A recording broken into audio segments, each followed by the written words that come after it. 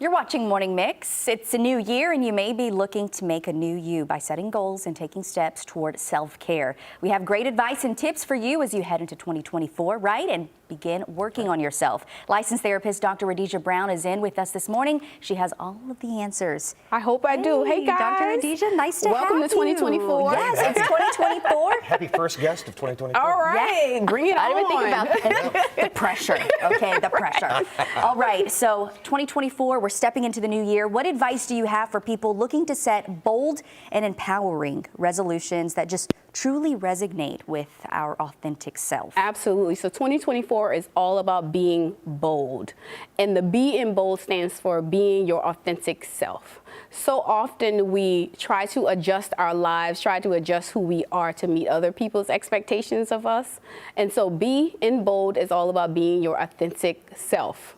The O in bold is about owning your narrative, right? Because so often people try to pinhole you, put you in boxes, say you're supposed to do this, look this way, be this person. So we're going to own our narrative in 2024, right? And so L is about living on purpose. Living with purpose. And so often as a licensed therapist, I see folks that feel like, hey, what's my purpose in life? What am I doing? And I often have to remind them that you were uniquely created for this role and that your life has purpose, even though you feel challenged, experience trauma sometimes, but you have purpose.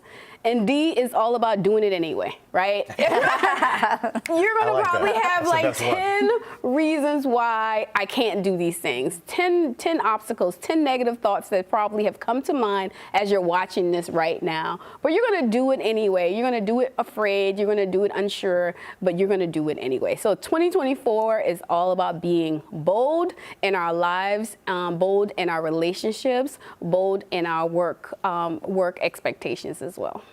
Speaking of relationships, just like I said a couple minutes ago, building healthy relationships, Right. a resolution for a lot of people, whether it's family or friends. What are those steps that our viewers and we can take to make sure that you've got a strong and supportive connection? Right. And I always give this advice to every couple I see. In order to have a healthy union, you have to come to the table as a healthy individual. Right? It is very easy to name all the things the other person is doing wrong. Oh, I need you to be more loving. I need you to be more attentive to my needs. I need you to help around the house. But it's often really difficult for us to see ourselves in the issues we bring to the table and the challenges we have as individuals. And so in order to have a healthy partnership, we have to be healthy individuals. So that self-care is really important. Your mental health is so important. As you guys talked about earlier, stress at work, stress at home, it affects us in every aspect of our lives.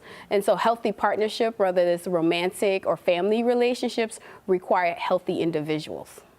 And you just mentioned this, but self-care, it's something that we can oftentimes neglect, right? But you just said it's important, it's essential. So can you provide some suggestions on what we can do to give us that self-care? Absolutely. And as soon as you say self-care, people often think about like vacations and these things that we have to plan. But self-care really really at the heart of self-care is about those daily decisions we make to care for ourselves, to give ourselves grace.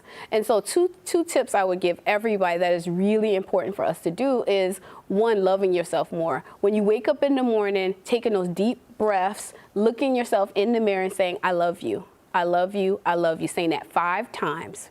And the other thing is about gratitude, right? Because self-care starts up in the mind. It starts with our intentions. It starts with what do we want for ourselves that then affects other relationships in our lives. And so if we start with caring for ourselves, giving ourselves a lot of grace, loving ourselves more deeply and more intentionally, it will impact every aspect of our lives, everything from relationships to jobs to all the things that you do in your life.